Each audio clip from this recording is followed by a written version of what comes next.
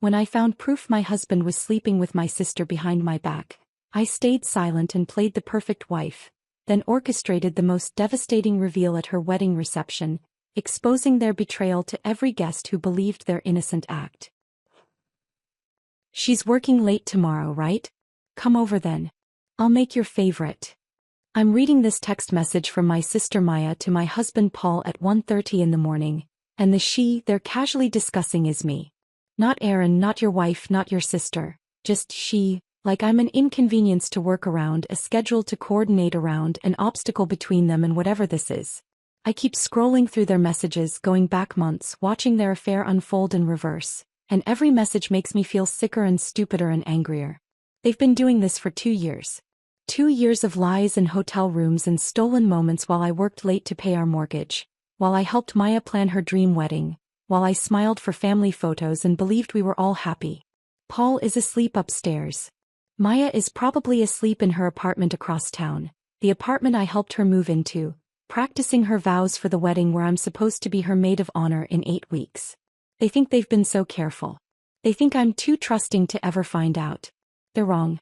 And by the time I'm done with both of them, everyone they know will see exactly who they really are. But let me back up. Because 3 hours ago I had no idea any of this existed. 3 hours ago I was making pancakes. It's Sunday morning in early March and our kitchen smells like butter and vanilla. Paul is sitting at our table reading the newspaper, sunlight coming through the windows we picked out together 3 years ago when we renovated this place. We've been married 8 years. We have routines. Saturday mornings at the farmer's market, Sunday pancakes, movie nights with takeout from the Thai place down the street. Annual camping trips to Crater Lake with Maya and whoever she's dating. Normal stuff. Boring stuff. The kind of life that doesn't make for interesting stories but makes you feel safe. I flip a pancake and glance over at Paul. He's wearing the old college sweatshirt I keep threatening to throw away, his hair sticking up on one side because he hasn't showered yet. This is us. This is what marriage looks like at the 8-year mark when you think everything is fine. "Blueberries?" he asks without looking up from the sports section. "Already washed.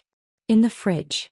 He grins at me like I've just solved world hunger, and I feel that small warm satisfaction of knowing someone well enough to anticipate what they need. I work as an art director at a boutique creative agency downtown. Paul handles corporate accounts at some tech marketing firm with a name I can never remember. We're not rich but we're comfortable. We're not exciting but we're content. Or at least I thought we were. My phone buzzes on the counter.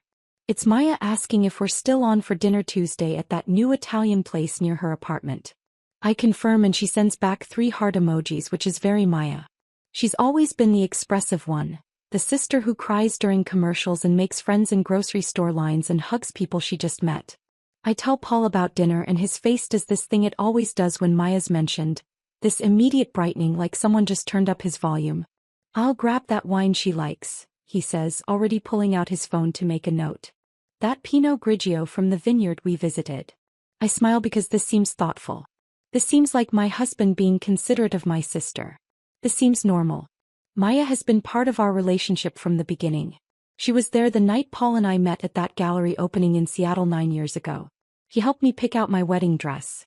She spent our first Thanksgiving as a married couple at our terrible first apartment, laughing about the turkey I'd burned so badly we had to order pizza. She's family. She's been woven into every major moment of our marriage. 3 months ago, everything shifted when Derek proposed. Maya called me that night crying so hard I could barely understand her, and I screamed into the phone with excitement because my baby sister was getting married. Paul heard me from the other room and came running thinking something was wrong. That night Maya came over with Derek to celebrate. We drank champagne on our couch while she showed us the ring, this massive emerald-cut diamond that probably cost more than my car. Derek comes from old Portland money. His family owns half the buildings downtown and doesn't talk about it. Maya had dated successful guys before but this felt different. She kept saying things like, "I can't believe this is real," and "I get to spend forever with him," and Derek looked at her like she was the only person in the room. Before they left, Maya grabbed my hands and asked me to be her maid of honor. I said yes before she even finished asking. We've always been close despite the 4-year age gap. Growing up she was my shadow, following me everywhere, copying my outfits, asking a million questions. As adults we evolved into best friends. Daily phone calls, weekly lunch dates, trading advice about everything from work drama to relationship problems to which concealer actually worked. When Maya started planning the wedding, I became her full-time consultant. Hours looking at venues, debating color schemes, tasting cakes until we felt sick. Paul was always eager to help, offering to drive us to appointments or pick up samples or give his opinion on centerpieces. I loved that my husband cared enough about my sister to be involved. Maya usually scheduled our planning sessions for evenings when I'd be working late, which made sense. She worked as an event coordinator at a luxury hotel, so her schedule was more flexible than mine. It never occurred to me to question why she preferred those specific times, or why Paul was always so available to help when I couldn't be there. Everything seemed perfect, uncomplicated, normal. Then came the night with the perfume. 6 weeks after Maya's engagement. Late January. Paul came home just before midnight from what he said were drinks with clients. When he leaned down to kiss me hello, I smelled it, perfume that wasn't mine. Something floral and expensive. The kind of scent that lingers on clothes. I was half asleep on the couch where I'd been waiting up, and I asked about it in this light, teasing way. Not accusatory. Just curious. Oh, one of the clients is this woman who hugs everyone goodbye, he said, not missing a beat. You know how some people are. His tone was so casual, so unbothered, that I immediately felt stupid for noticing. I laughed it off. We went to bed. I told myself it was nothing because it was nothing. People hug. Perfume transfers. This is what happens when you work late with colleagues. 3 days later, I stopped by Maya's apartment to drop off wedding magazines. And there it was, that same perfume sitting on her bathroom counter in an elegant glass bottle. I recognized it instantly. That specific floral scent. Something in my stomach twisted. I stared at that bottle longer than was normal, trying to make sense of the coincidence, and Maya came out of her bedroom asking if I was okay. Yeah, just spacing out. Long week. She hugged me and said I worked too hard, that I needed to take more time for myself. I left feeling unsettled in a way I couldn't name. It was nothing. It had to be nothing. Lots of women wear the same perfume. My brain was creating problems where none existed. But after that night I started noticing other things. Paul's phone was suddenly always face down. On the kitchen counter. The nightstand. The coffee table. Every surface. He started taking it into the bathroom when he showered, which he'd never done before. When notifications came through, he'd angle the screen away in this automatic way, like he didn't even realize he was doing it. Over breakfast one Tuesday, I mentioned to Maya that Paul seemed distracted lately. Maybe stressed about work. She squeezed my hand across the table. All marriages go through phases like this, Erin. You're overthinking it. Paul adores you. Don't create problems where there aren't any. I believed her. Why wouldn't I?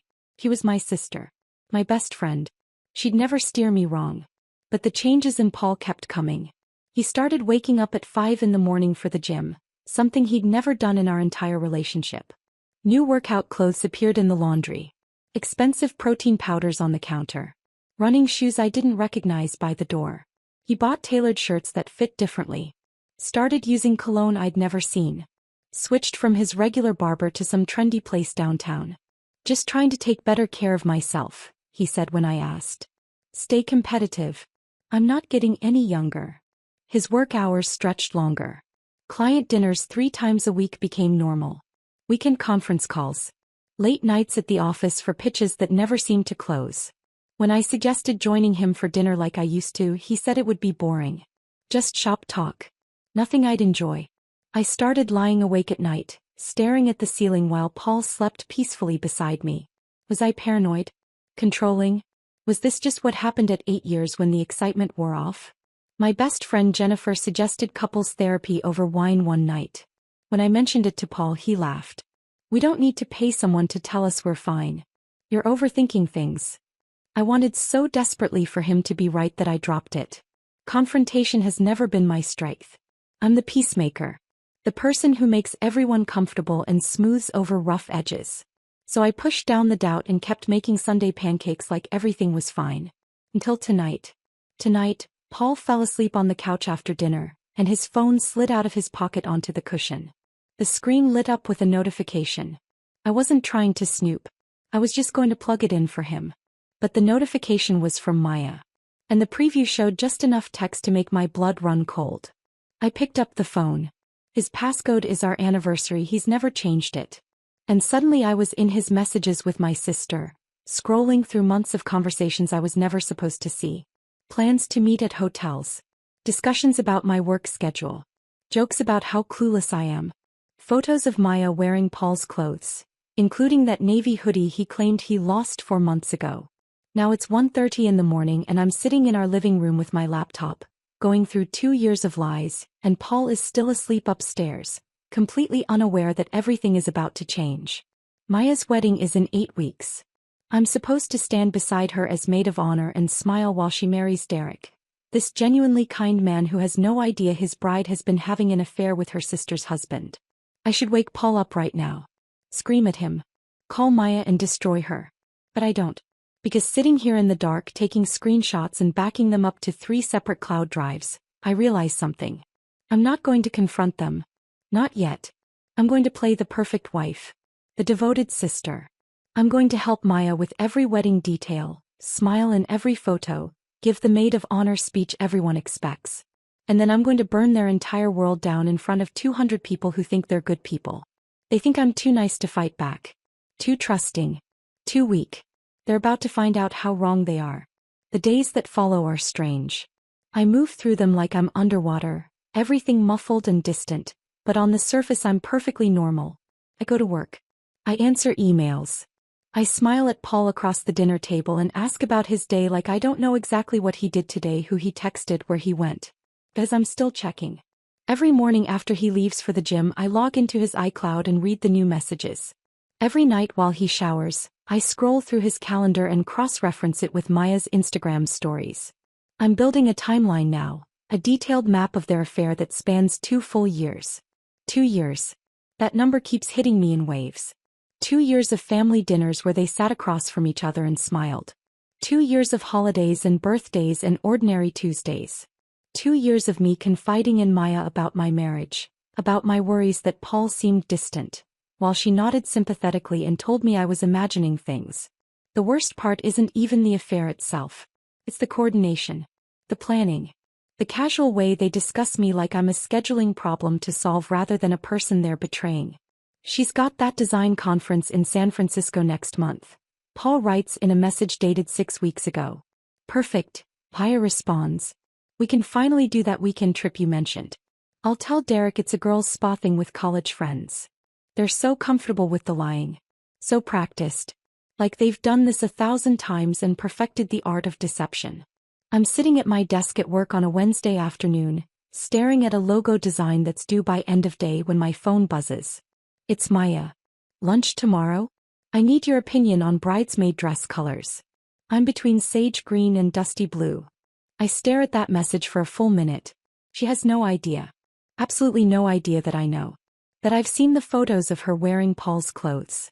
That I've read every message where she calls me naive and gullible. That I know she's been sleeping with my husband in the apartment I helped her furnish, planning her wedding while destroying mine. Tomorrow works, I type back. That cafe near my office at noon? Perfect. Love you, sis. I set my phone down and go back to the logo design, but my hands are shaking. Not from sadness. From rage. Pure, cold rage that sits in my chest like a stone. That night I do something I've been avoiding. I go through Paul's bank statements. He's been sloppy here too, probably because he never imagined I'd look. Charges at the Heathman Hotel downtown. 6 separate stays over the past 4 months. Always on nights I was traveling for work or visiting my college roommate in Eugene. Dinner reservations at restaurants Paul claimed were client meetings. Purchases at lingerie stores that definitely weren't for me because I haven't received a gift from him in over a year. One charge catches my eye. 3 months ago, right after Maya got engaged, Paul bought something from a jewelry store. $1,500. My stomach drops. I click through to the detailed receipt and there it is. A gold bracelet. Custom engraved. I've never seen this bracelet. Paul certainly never gave it to me.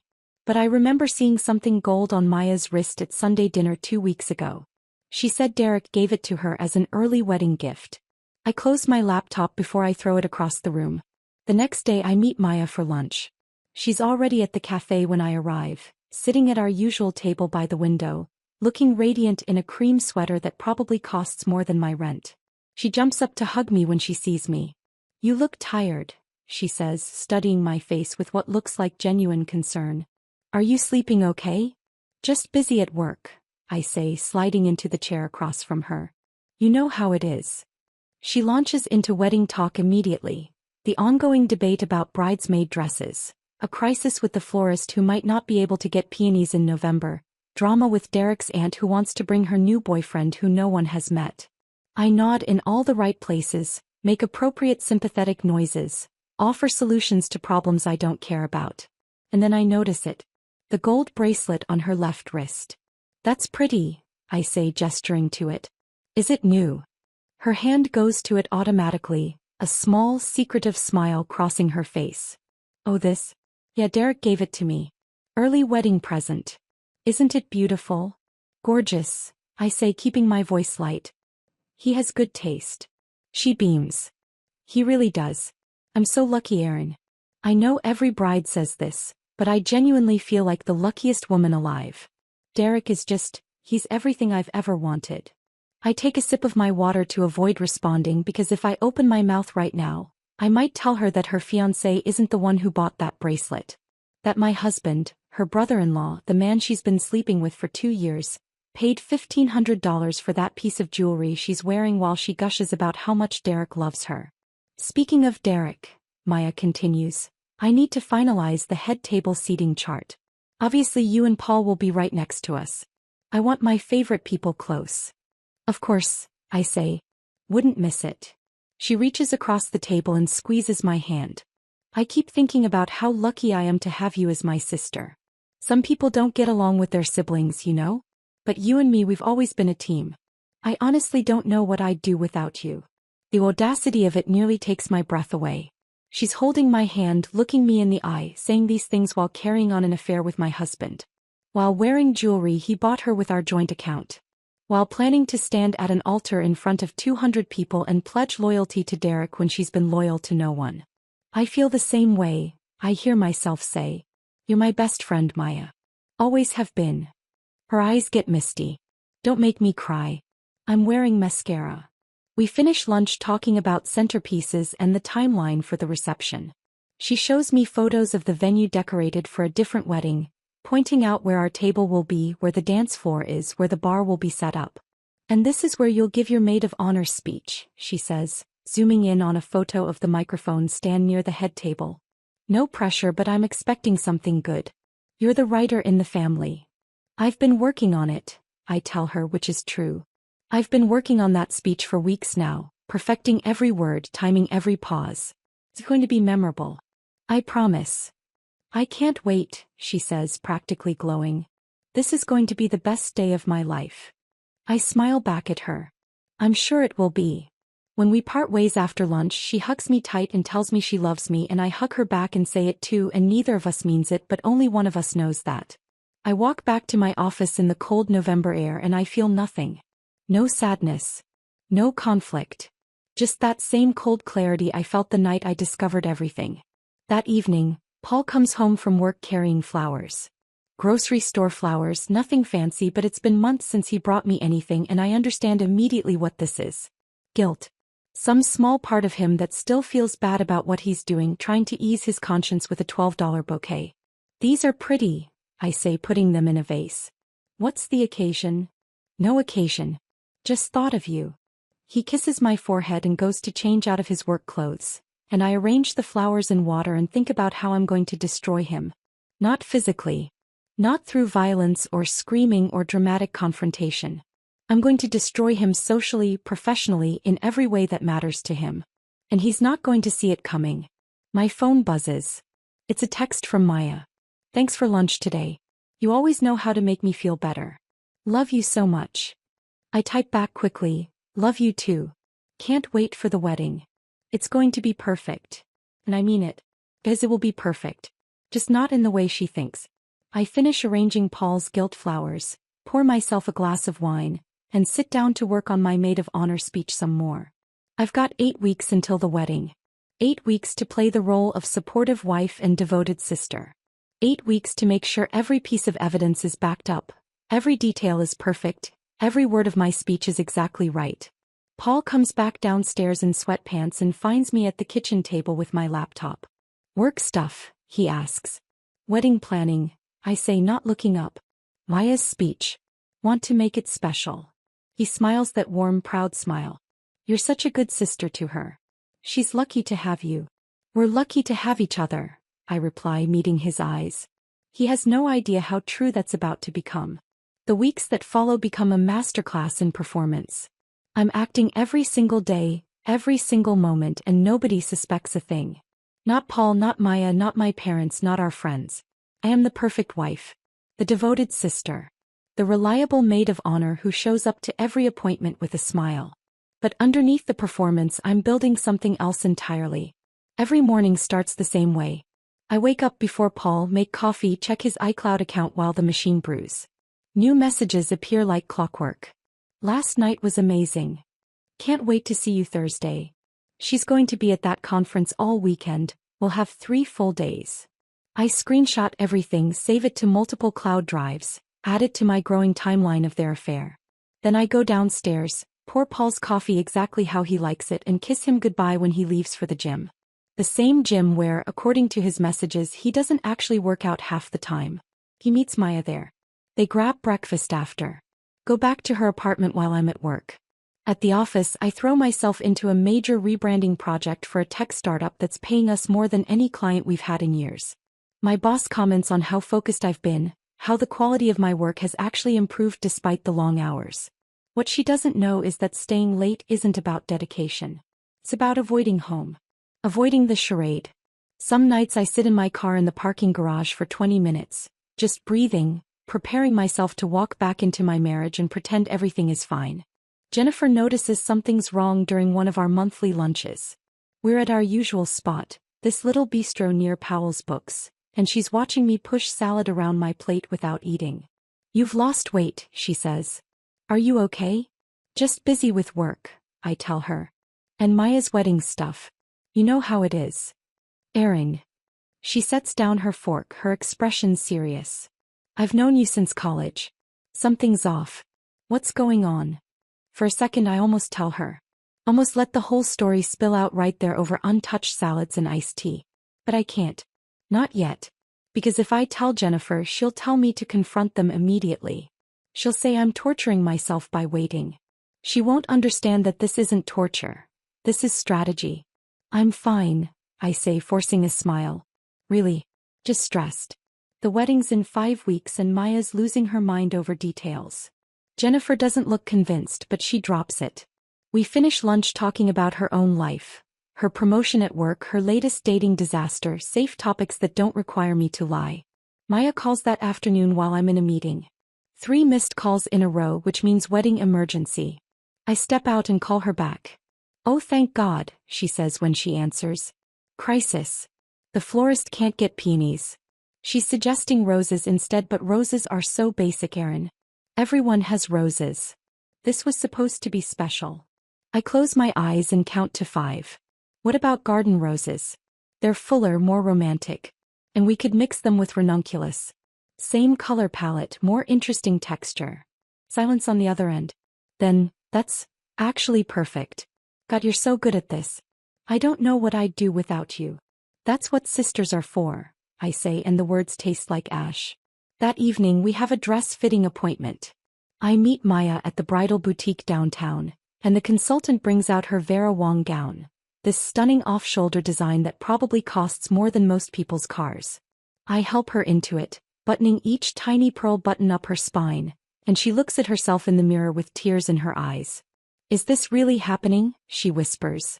Am I really getting married? You really are, I tell her, adjusting her veil. She turns to face me, mascara already starting to run. I'm so glad you're my maid of honor. I know I keep saying it, but I mean it. You're my best friend, Erin. You always have been. I hug her carefully, avoiding the dress, and over her shoulder I can see both of us in the mirror. 2 sisters. One in a wedding dress, one in jeans.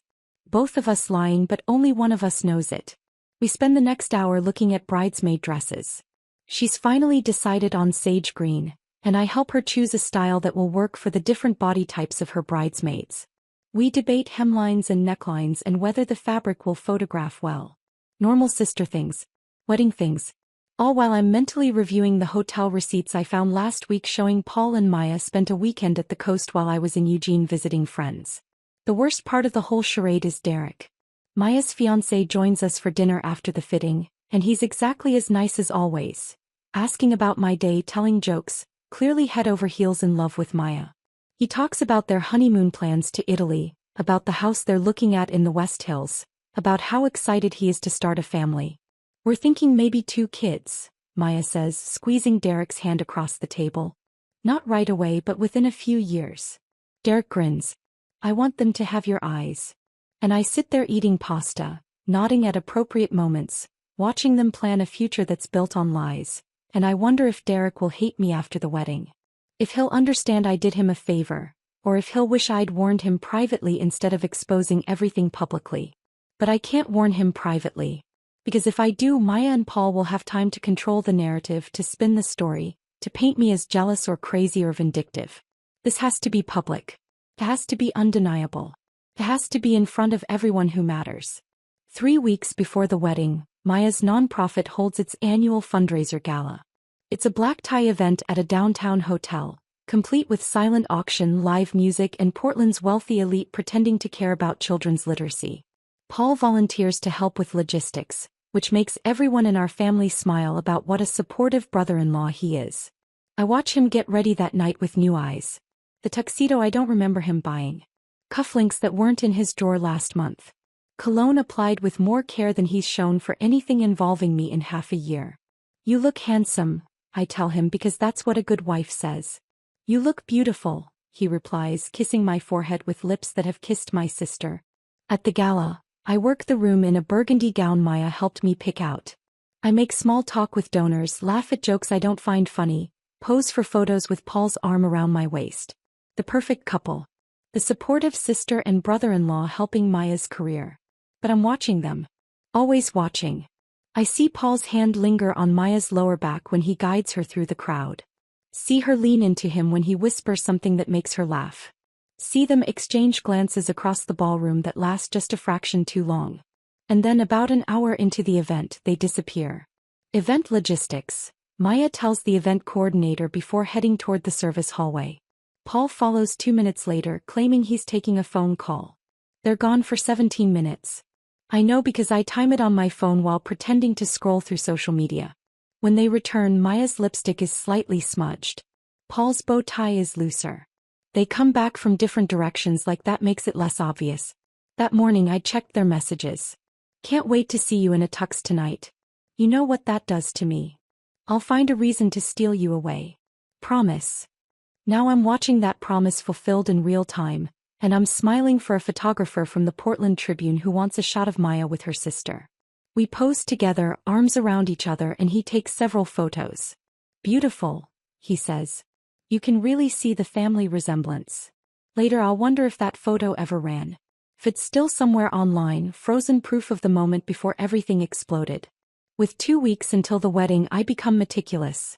I practice my maid of honor speech in front of my bathroom mirror at 3 in the morning, timing each pause, perfecting the delivery. I organize all my evidence into folders on my phone. Messages, photos, hotel receipts, bank statements. And I practice pulling them up quickly, making sure I can navigate to exactly what I need even if my hands are shaking. I buy a new clutch, something elegant enough for a formal wedding but large enough to hold my phone comfortably. I rehearse reaching for it naturally, unlocking it smoothly, holding it up so nearby tables can see the screen. I also do something that probably makes me either very smart or slightly crazy. I schedule 2 appointments with a therapist. Not to actually process my feelings, I don't have time for that, but to establish a paper trail. Proof that I knew about the affair and was dealing with it in healthy, appropriate ways before I chose to expose it.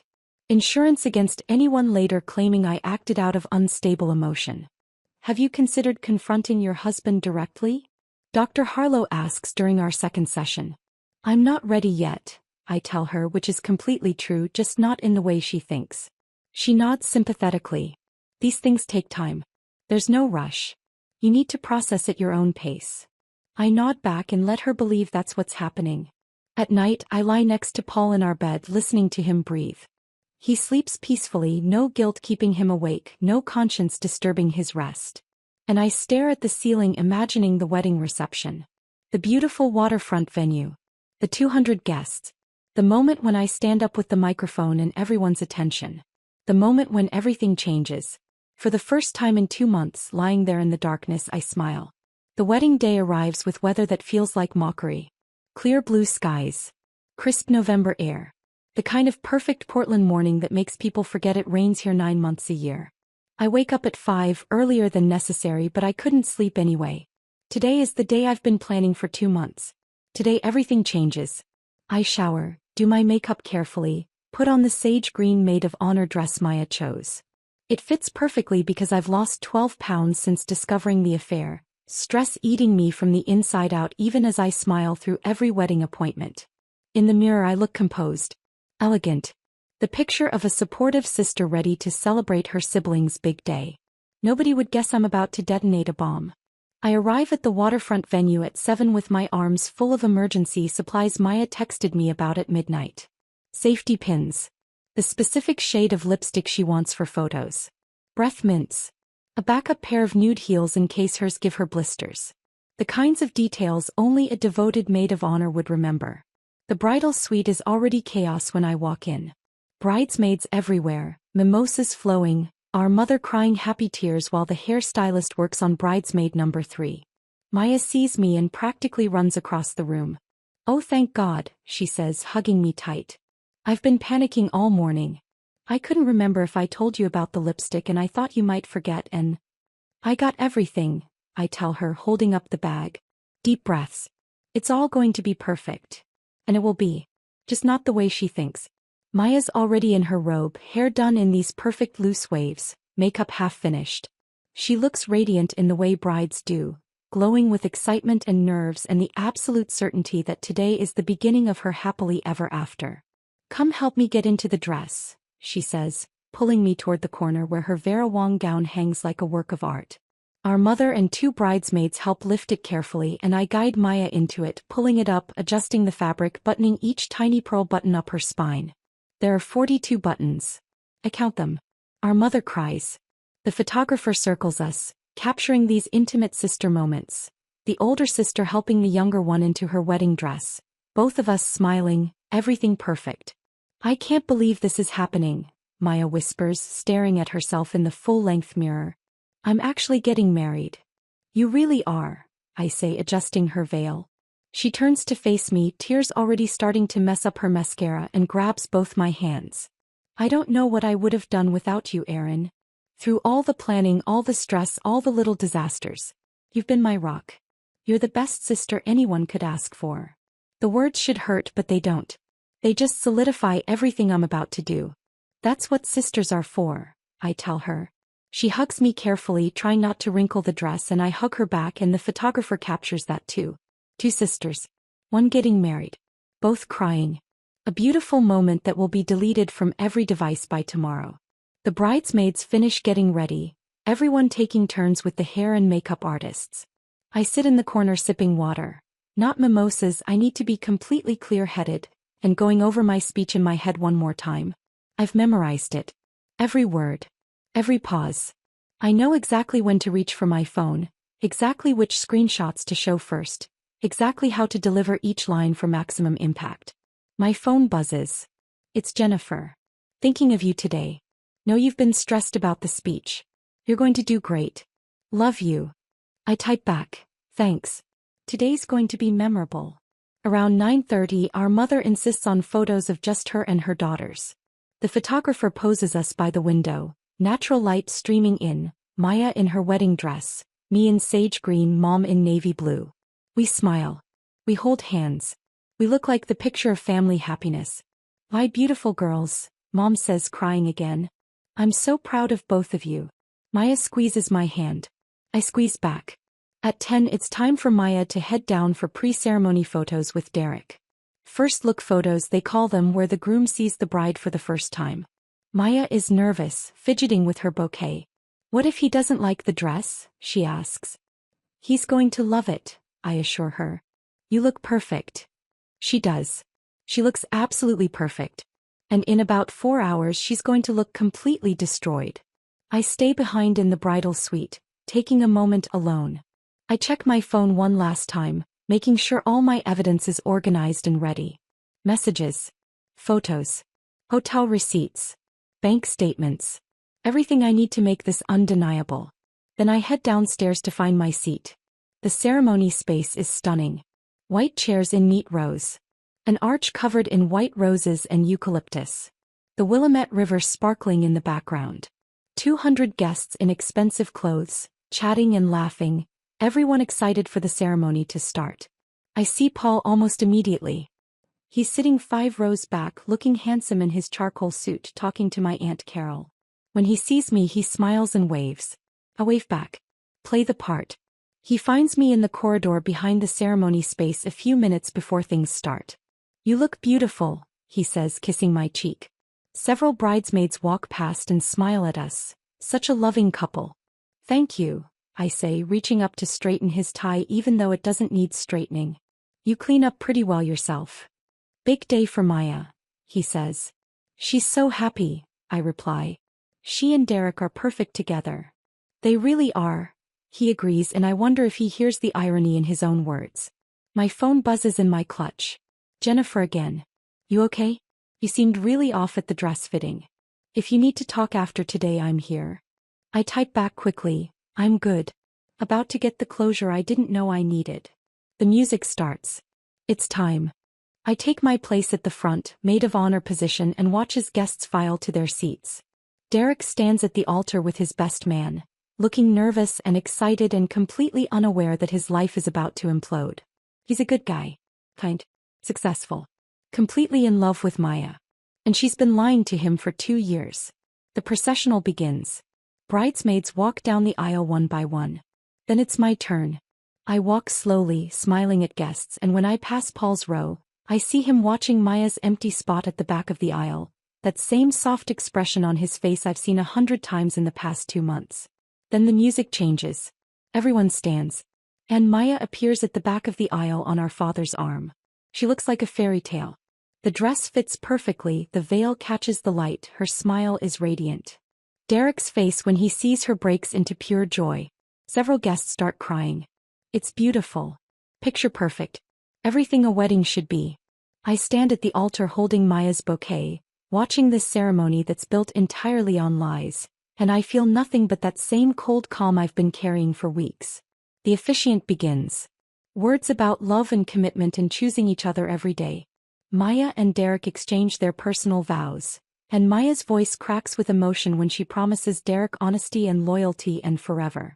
From my position at the altar, I can see Paul 5 rows back, watching her with this tender expression, probably convinced their affair is some grand love story rather than a betrayal. The ceremony ends. Maya and Derek kiss. Everyone applauds. They walk back down the aisle together as husband and wife, and I follow with the best man, and we all move to the terrace for cocktail hour. The next hour is a blur of small talk I won't remember. Guests congratulating Maya. Derek's parents thanking me for being such a wonderful maid of honor. His mother telling me how Derek knew Maya was the one after 3 dates. Everyone's so happy.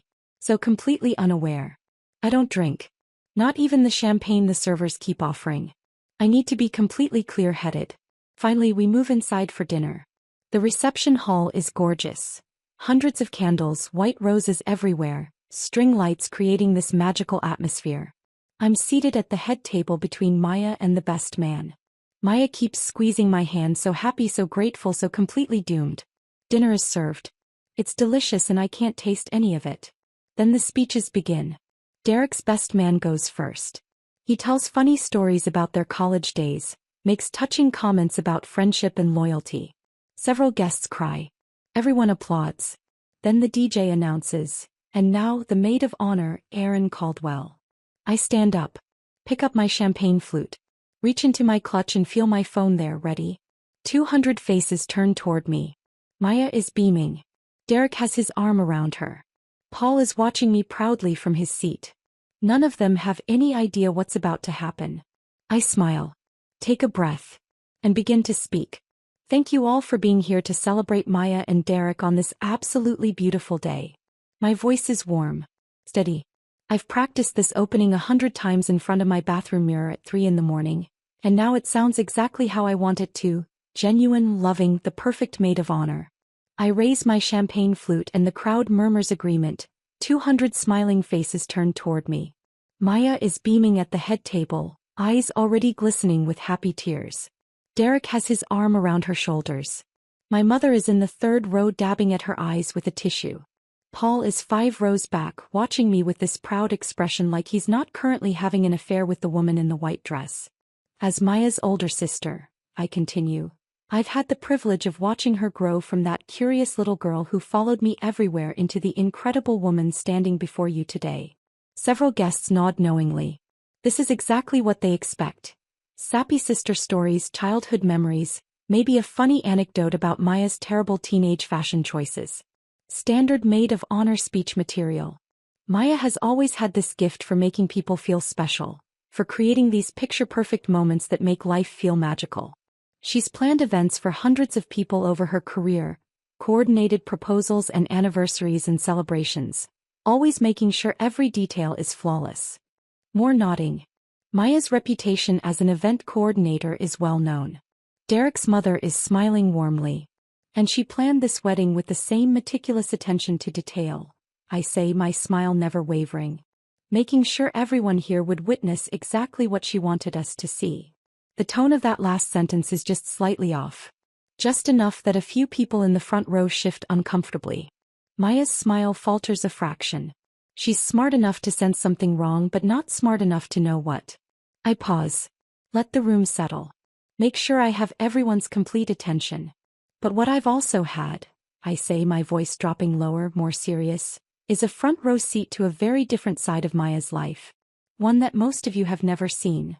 The room goes completely silent. That horrible anticipatory quiet before disaster strikes. I reach into my clutch and pull out my phone. Maya's face drains of color so fast I think she might actually faint. Her hand reaches across the table toward me in this instinctive gesture. Like she can somehow stop what's coming, but it's too late.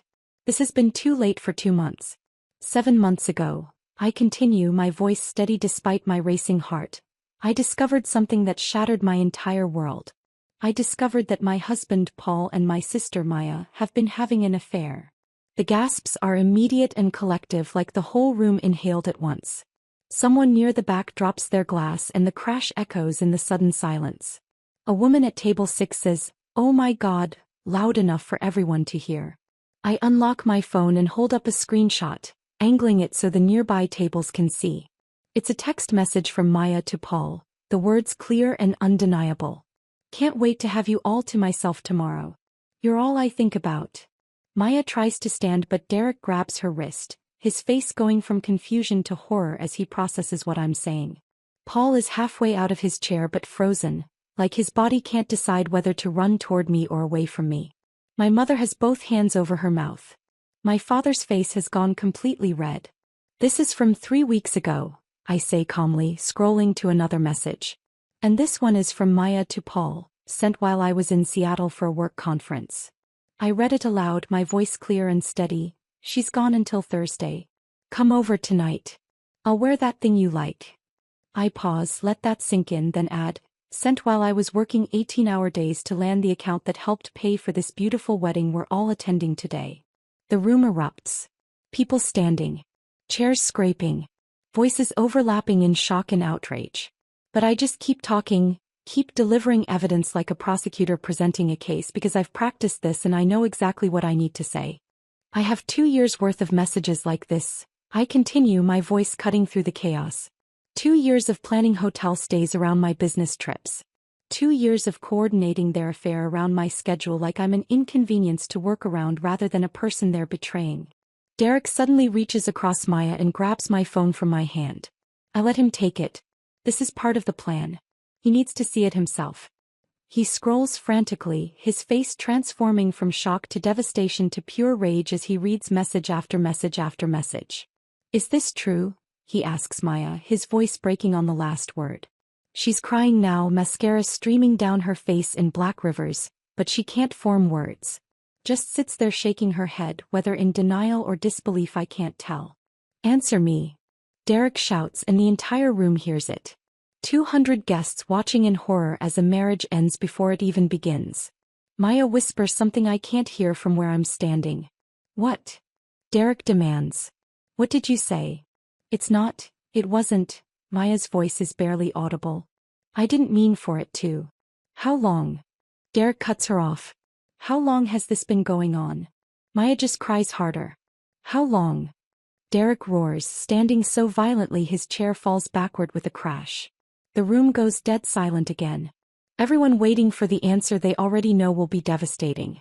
2 years, Maya finally whispers. The sound that follows is like nothing I've ever heard. Derek's mother screams. Someone at table 8 starts crying. Multiple people pull out their phones, some to record, some probably to text others who aren't here. The wedding coordinator is standing near the entrance looking absolutely panicked, like she's trying to figure out how to salvage an event that's already completely destroyed. I keep talking because I'm not done yet.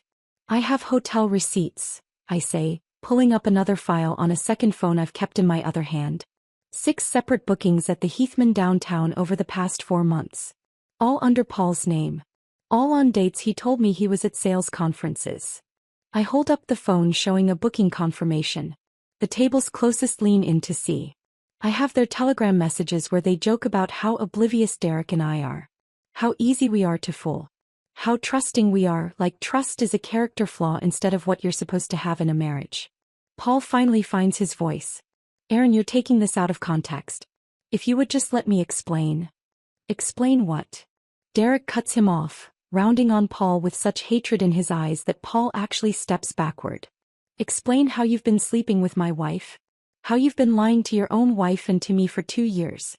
What context makes that acceptable? Paul opens his mouth but nothing comes out.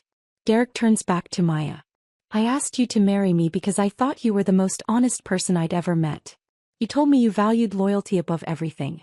You stood at that altar 20 minutes ago and promised me honesty and commitment and forever, and it was all lies. Everything was lies. I do love you, Maya sobs. I really do, Derek. I don't. Derek's voice is cold now, all the rage burned out, leaving only devastation. Don't say anything else. He rips his boutonniere off his suit jacket and throws it on the table. Then he looks at Maya one more time and the expression on his face is something I'll remember forever. Not anger, not hatred, just profound betrayal. This marriage is over, he says clearly, loudly for everyone to hear. We're done. I will never forgive you for this. He walks toward the exit. His groomsmen follow immediately.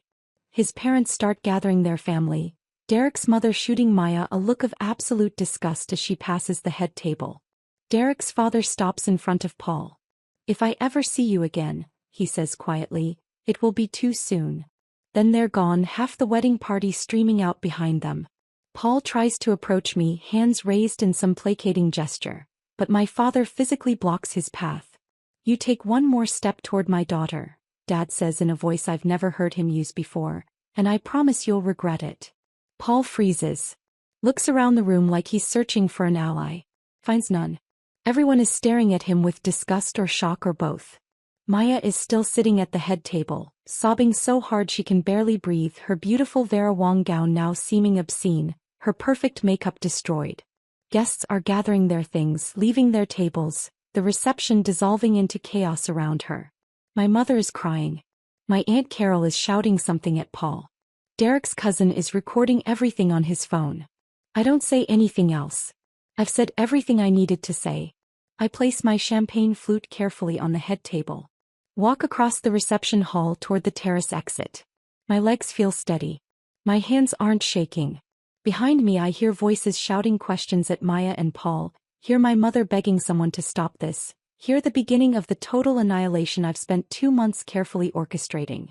I push open the terrace door and step out into the cool evening air. For the first time in 7 months I can breathe.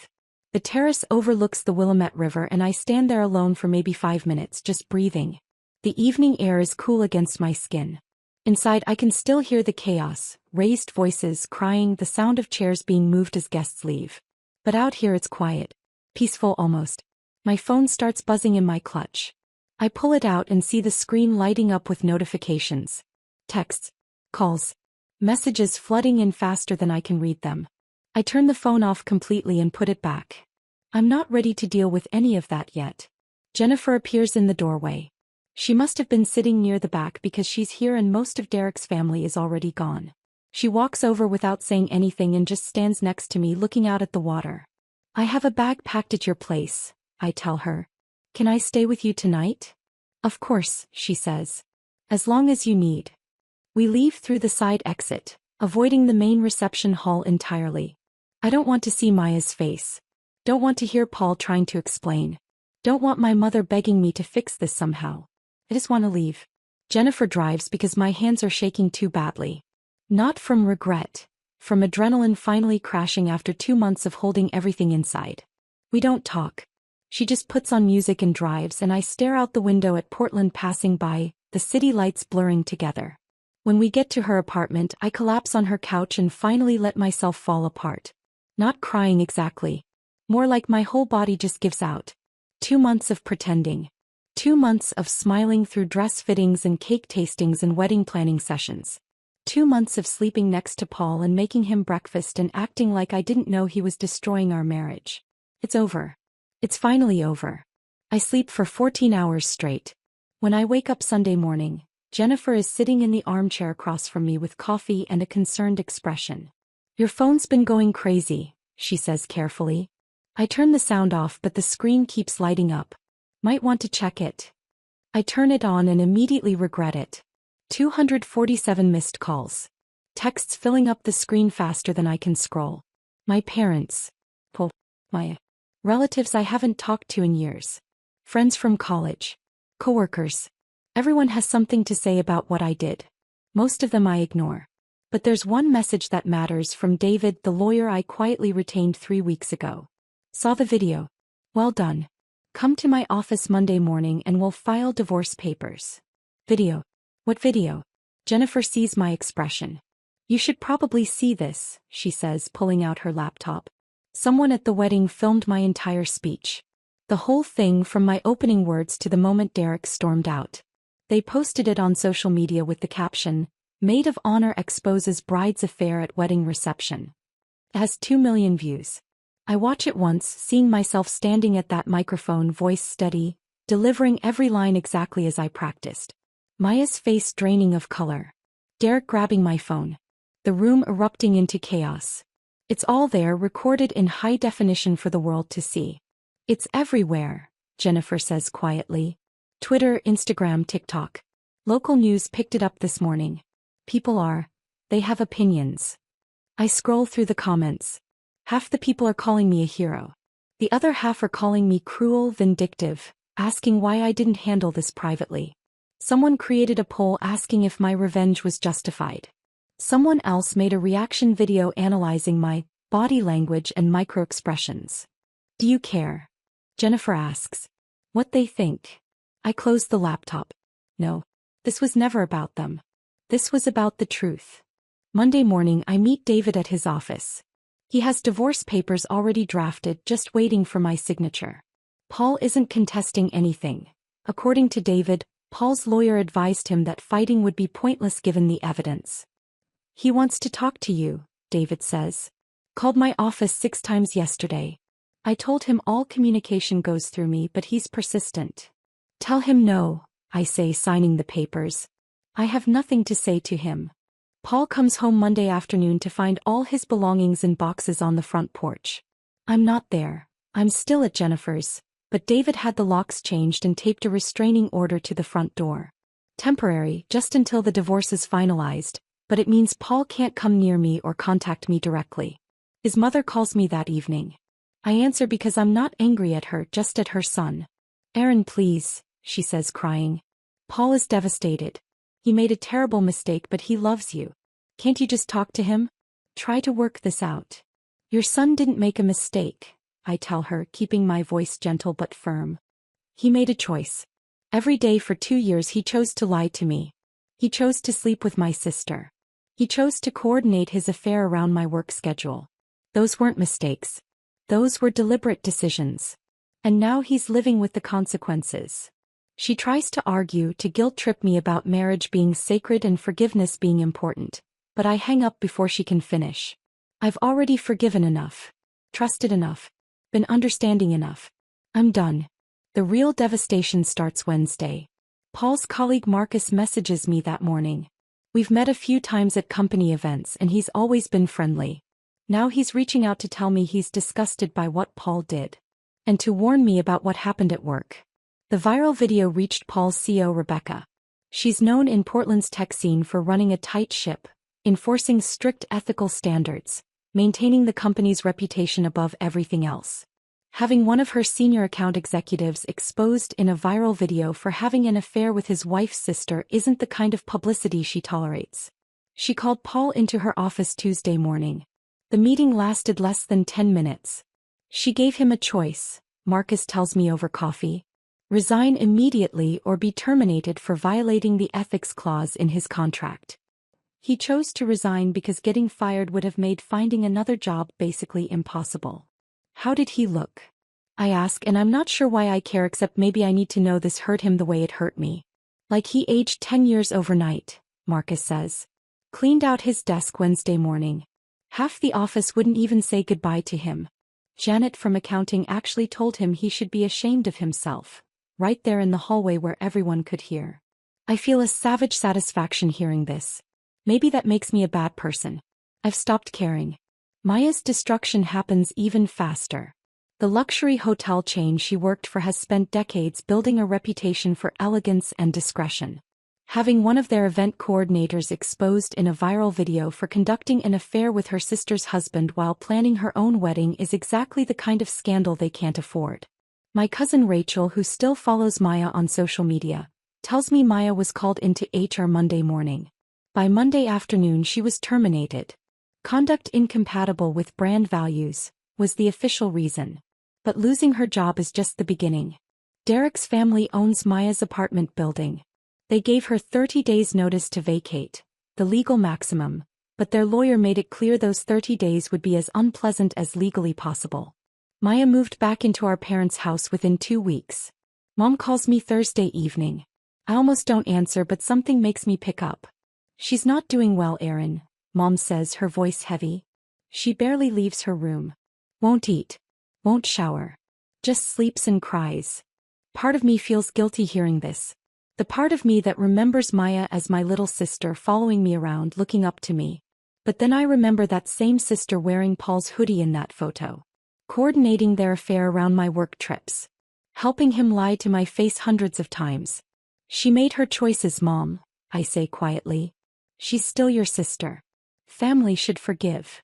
She betrayed me for 2 years. Looked me in the eye and lied while sleeping with my husband. That's not a mistake, Mom.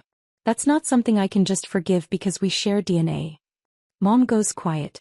Even she can't defend what Maya did, no matter how much she wants to play peacemaker. My father takes a different approach. He calls Maya's actions disgraceful, says he's ashamed of her, claims he can barely look at her. I appreciate the support, but something about his anger feels performative, like he's trying too hard to prove he's on my side. My brother Seth calls from Denver the day after the video goes viral. Holy shit, Erin, is the first thing he says. Are you okay? I start crying. Not because I'm sad, but because Seth doesn't tell me what to do or how to feel. He doesn't try to mediate or fix anything. He just asks if I'm okay and then listens while I tell him everything. They deserved it, he says when I'm done. Both of them. And honestly, Derek deserved to know before he legally tied himself to someone like that. Mom doesn't see it that way. Mom wants everyone to be happy and comfortable, even when they don't deserve it. But you did the right thing, Erin. You really did. The extended family splits predictably. Mom's side thinks I was cruel, that I should have handled things privately. Dad's side mostly supports me, saying Maya got what she deserved.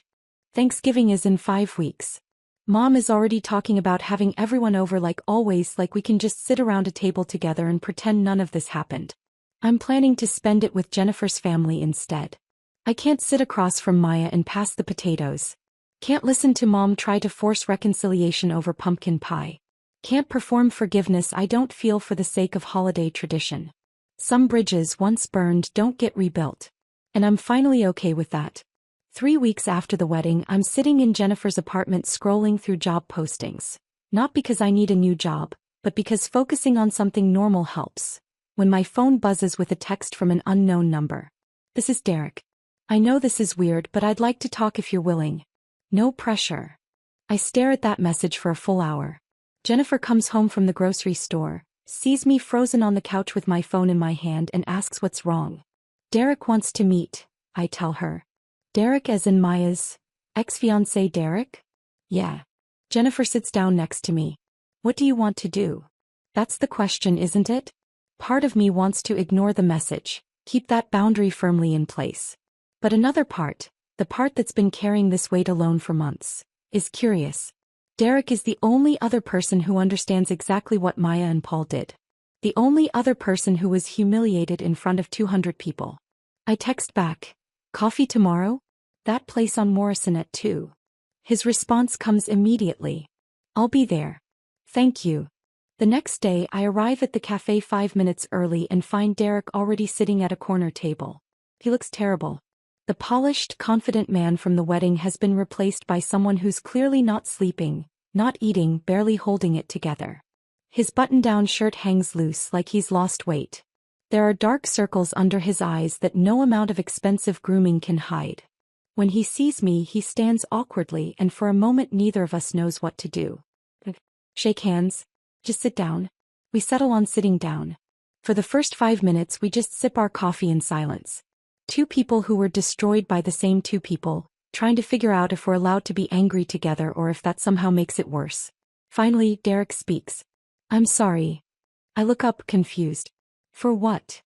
For not seeing it, he says, staring into his coffee cup. For bringing you into my family's orbit. For making my wedding the worst day of your life too. For all of it. Something about the genuine regret in his voice breaks something open in me. I start crying right there in the cafe and I can't stop. Derek doesn't try to comfort me or tell me it's okay. He just hands me napkins from the dispenser and waits. When I finally stop, I wipe my eyes and say, you don't have anything to apologize for. You didn't do this. They did. I know, he says quietly. But I still feel like I should have known. There must have been signs. Things I missed. There were signs, I tell him. I saw them for months and convinced myself I was imagining things. Maya told me I was overthinking. Paul told me I was being paranoid. They were good at lying. That's not on us. We talk for 2 hours that first day. About the affair. About the wedding. About how we're both trying to process what happened while everyone around us has opinions about how we should feel. My mother keeps saying I dodged a bullet, Derek says. Like that makes it better. Like finding out the person you loved was lying to you for 2 years is somehow lucky because you didn't legally marry them. People keep congratulating me for standing up for myself, I reply. Like I should be proud. And part of me is, but mostly I'm just tired. Yeah, he says. Tired is the right word. We start meeting regularly after that. Once a week at first, just coffee and conversation. But it quickly becomes twice a week, then 3 times, then almost daily. Because Derek is the only person who really understands. He tells me about having the wedding annulled. About explaining to relatives what happened. About his mother crying, not because the marriage ended, but because she's embarrassed about how much money they spent on a wedding that lasted negative hours. She keeps saying, what will people think? Derek says one afternoon while we're walking along the waterfront. Like the problem isn't that Maya cheated on me. It's that people found out. I tell him about the loneliness of being right. About how people treat me differently now. Some look at me like I'm brave. Others look at me like I'm vindictive. Jennifer is supportive but doesn't really understand. My family is split. And I'm just trying to get through each day without falling apart. Do you regret it? Derek asks. Exposing them like that. No, I say immediately. I regret that I had to. But if I'd done it privately, they would have controlled the narrative. They would have painted me as jealous or crazy. This way the truth is undeniable. Good, he says. Because I'm glad you did it. If you hadn't, I would have married her. Legally tied myself to someone who's been lying to me since the beginning.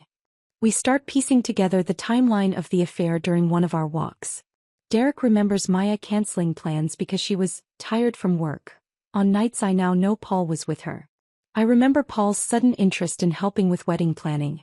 We realize Maya and Paul coordinated not just around me but around Derek too. Every lie, every excuse, every work event or family obligation was carefully constructed to keep both of us in the dark. She told me she was at a bridal expo the weekend of my college reunion, Derek says. I asked if she wanted to come with me and she said she couldn't miss it. But there was no expo that weekend. I checked. Paul told me he had a sales conference in Seattle. I add. Same weekend. I bet they were together. Probably. The shared investigation is somehow healing. We're constructing the full picture of what they did, how they did it, and understanding that we weren't stupid for trusting them. We were just normal people who believed the people we loved were telling the truth. After a month of coffee meetings, Derek suggests dinner. An actual dinner at a restaurant, not just grab coffee and walk around. Feels different. More intentional. But I say yes because spending time with Derek has become the one part of my day I actually look forward to. We start talking about things other than Maya and Paul. Our childhoods. Our dreams. Books we love. Movies we hate. What we want from life now that our previous plans have completely exploded. I always thought I'd be married by now, Derek admits one night. Have kids by 35. The whole traditional thing. Me too, I say. And instead I'm 32, divorced, and my sister destroyed my marriage. Think you'll ever get married again? I don't know, I say honestly. Ask me in a year. Right now, trusting anyone feels impossible. Meanwhile, Maya is spiraling. She starts leaving letters at my parents' house. Long, handwritten apologies that my mother tries to force me to read.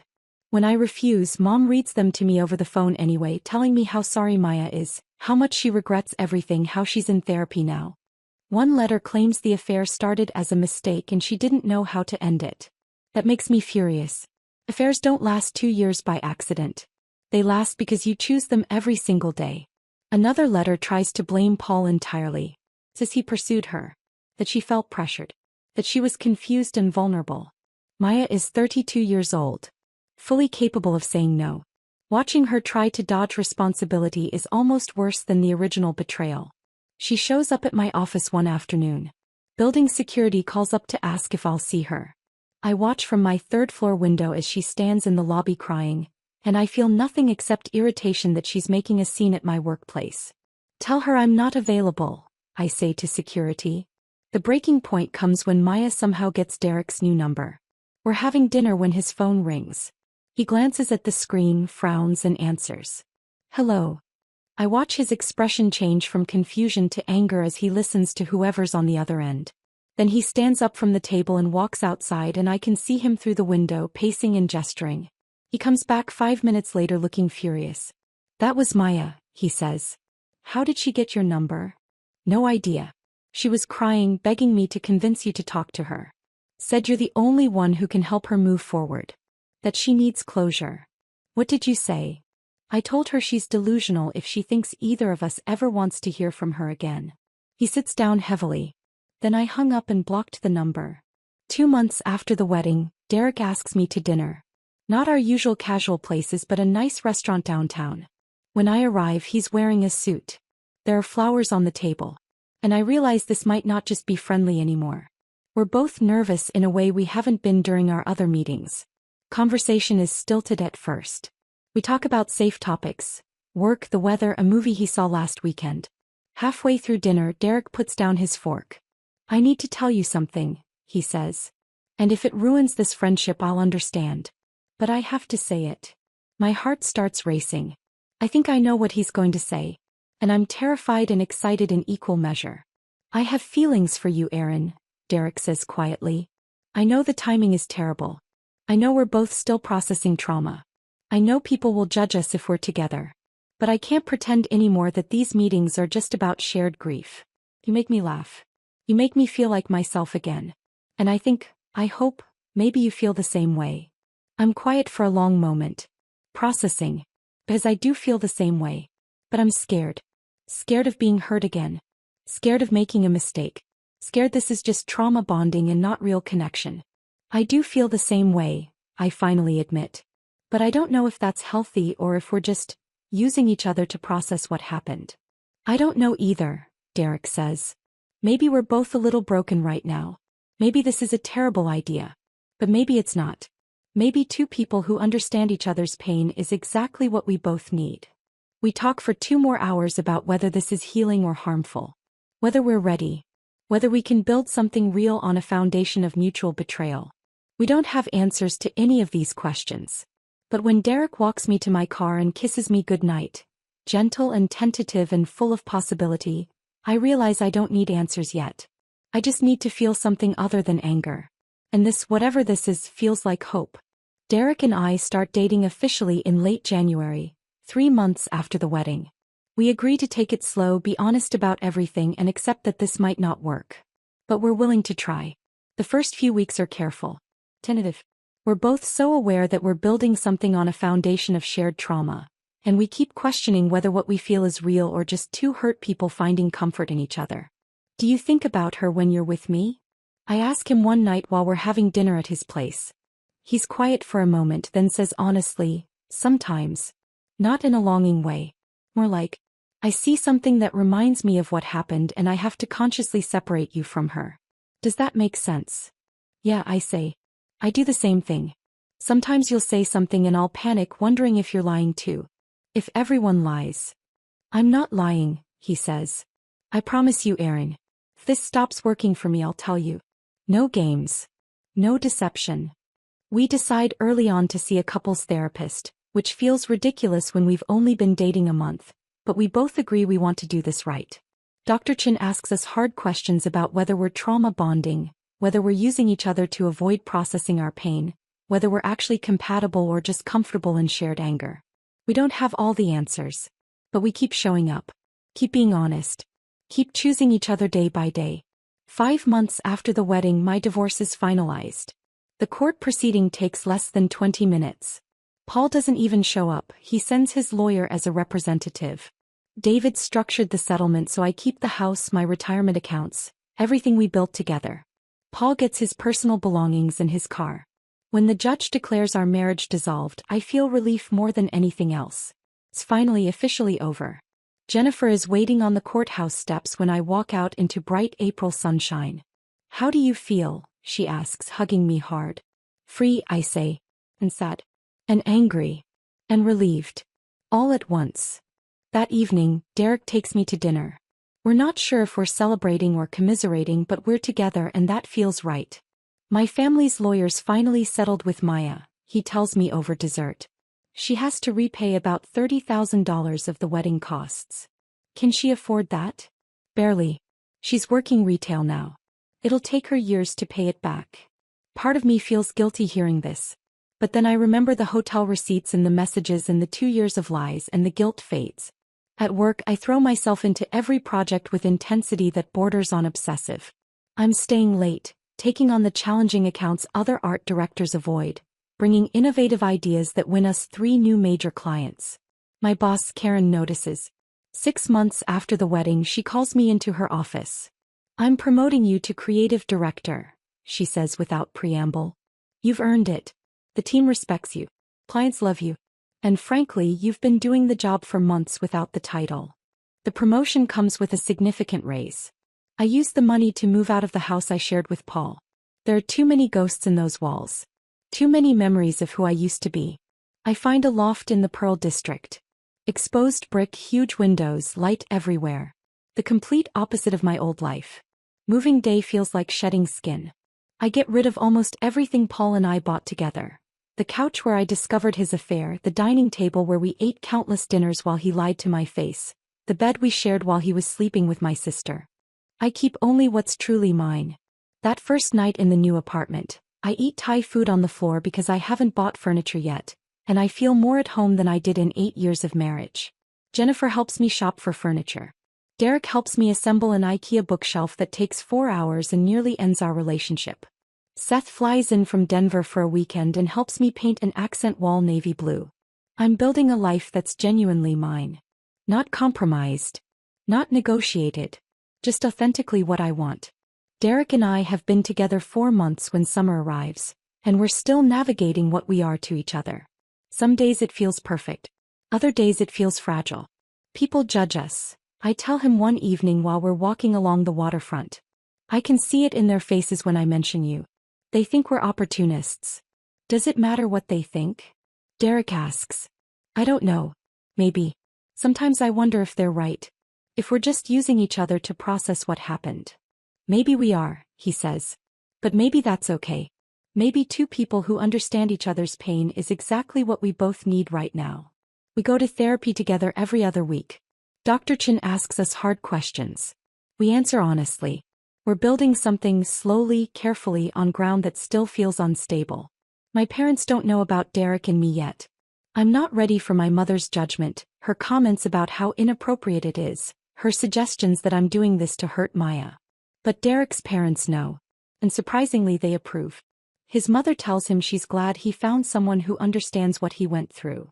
8 months after the wedding, my mother calls with an ultimatum. Thanksgiving is in 3 weeks, she says. I want the whole family here. That includes you and Maya. Mom. Enough time has passed, Aaron. She's your sister. Family is family. I won't accept no for an answer. I refuse initially. But my father calls separately and he sounds so tired, so worn down by the family fracture, that I reluctantly agree to meet with Maya first. Just the two of us. Neutral territory.